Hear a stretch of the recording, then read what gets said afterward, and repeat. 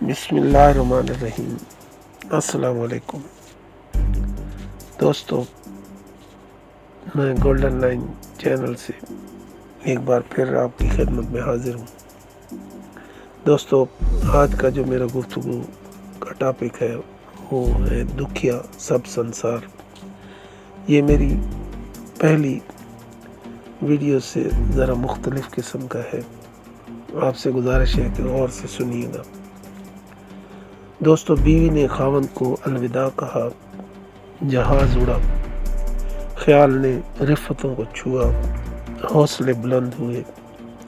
یہ سفر آسودگی کی نوید تھا۔ خاوند کو نوکری مل گئی تھی، وطن سے دور دیار غیر میں۔ تنخواہ ڈالروں میں تھی، دن گزرتے ہی گئے۔ بیوی انتظار کرتی رہی، خاوند کا نہیں، اس کے بھیجے ہوئے پیسوں کا۔ پیسے ملے، بہت سے پیسے ملے، مکان سجا، فانوس لگے، روشنی ہوئی، مہمان آئے، کھانے پکے، بس صرف گھر کا مالک ہی گھر میں نہ تھا۔ وہ بیچارہ پردیسی دیس میں ہونے والی رفتوں کو کیا جانے۔ کچھ دنوں کے بعد دونوں ہی دکھی تھے۔ تنہائی کا زہر ان کے وجود میں اثر کر رہا تھا۔ چراغ جلتے ہی رہے اور دل بجھتے ہی رہے۔ اس دکھ کا کیا علاج؟ وطن میں رہو تو مال نہیں، مال ملے تو وطن نہیں۔ عجب صورتحال ہے دوستو۔ آرزوؤں کی کثرت نے انسان کو دکھی کر رکھا ہے۔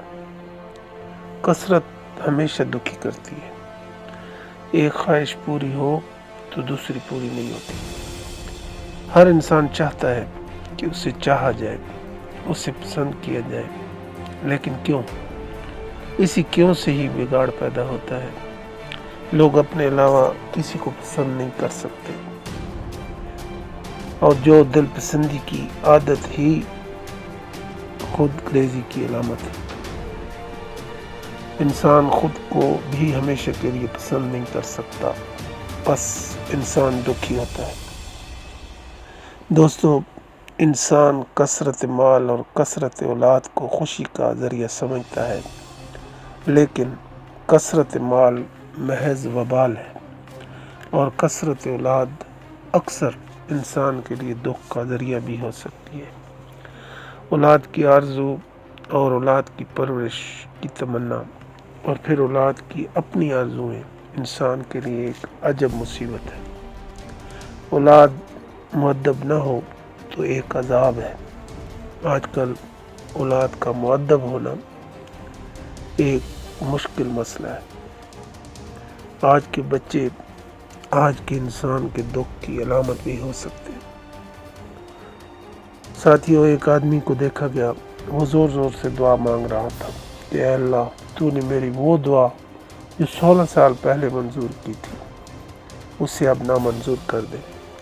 لوگوں نے کہا کہ تو کیا کہہ رہا ہے؟ اس نے کہا، میں منظور شدہ دعا کی نامنظوری چاہتا ہوں۔ لوگوں نے تفصیل پوچھی تو اس نے کہا، آج سے 16 سال پہلے میں نے اللہ سے دعا کی کہ الہی مجھے بیٹا عطا فرما۔ اللہ کی مہربانی سے مجھے بیٹا ملا۔ آج وہ جوان ہے، اور میں کیا بتاؤں کہ اس بیٹے نے مجھے کتنا تنگ کر رکھا ہے۔ مختصر یہ کہ میں دعا کرتا ہوں کہ میری قدیم منظور شدہ دعا کو نامنظور فرما لے اے اللہ۔ دوستو، انسان کبھی راضی نہیں ہو سکتا۔ وہ ہمیشہ خوشی کی تلاش کرتا ہے، اور اسے کسی نہ کسی طرح غم سے دوچار ہونا ہی پڑتا ہے۔ وہ ہمیشہ زندہ رہنا چاہتا ہے، اور مجبوری یہ ہے کہ وہ ہمیشہ زندہ نہیں رہ سکتا۔ زندگی کے مقدر میں موت لکھی جا چکی ہے، اور اسی حقیقت کا انکشاف ہی انسان کے قرب کی ابتدا ہے۔ اس کا حاصل لا حاصل ہو کے رہ جاتا ہے، اس کی قوت کمزور بن جاتی ہے، اس کا توانا وجود لاغر اور ناتواں ہو جاتا ہے، اس کی بینائی کے چراغ مدھم ہو جاتے ہیں۔ اس کی فکر مسدود ہو جاتی ہے، اسے محسوس ہونے لگتا ہے کہ اس کے آگے دیوار ہے، اس کے پیچھے دیوار ہے، وہ جکڑ کے رکھ دیا گیا ہے، راستہ اسے راستہ نہیں دیتا۔ وہ اپنے گھر میں کچھ عرصے کے بعد خود کو مہمان سا محسوس کرتا ہے۔ وہ اپنوں کے ہمراہ چلتا ہے اور اسے چلتے چلتے معلوم ہو جاتا ہے کہ وہ بیگانوں کے ساتھ چل رہا ہے۔ ساتھی دوست بچھڑ جاتے ہیں اور اجنبی ہمراہ ہو جاتے ہیں، یوں وہ بھیڑ میں تنہا ہو جاتا ہے۔ اسے قرب اور دکھ سے بچنا مشکل نظر آتا ہے۔ وہ بے نام دکھ پر روتا ہے اور رونے سے دکھ ختم نہیں ہوتا۔ ساتھیوں، ہم اس دنیا سے کچھ لے کر بھاگ جانا چاہتے ہیں، لیکن اس دنیا سے کچھ لے کر جا نہیں سکتے، بس یہاں سے اٹھا کر وہاں رکھ سکتے ہیں۔ ساتھیوں، دراصل ہم سب کلی ہیں، سامان اٹھائے پھرتے ہیں، خیال کا سامان، احساس کا سامان، مال، دولت، وجود اور اشیاء اٹھائے پھرتے ہیں۔ کب تک؟ کلی کا سامان کسی اور کا سامان ہوتا ہے۔ کلی کے نصیب میں صرف وزن ہے، وزن اور صرف وزن، اور یہ وزن قرب ہے۔ اس دنیا میں کچھ بھی کسی کی ملکیت نہیں۔ ہمارے دفتر نہیں ہے، ہمارے محتاطوں کے بھی نہیں، ہماری بادشاہت نہیں۔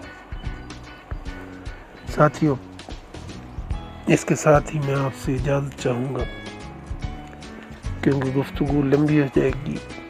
اس کی دوسری قسط میں عنقریب آپ کو کے سامنے پیش کروں گا۔ ساتھ ہی میری درخواست ہے آپ سے کہ میرے اس چینل کو آپ پلیز لائک کریں، شیئر کریں، سبسکرائب کریں، تاکہ میری حوصلہ افزائی ہو اور آئندہ بھی میں آپ کی خدمت میں حاضر ہوتا رہوں۔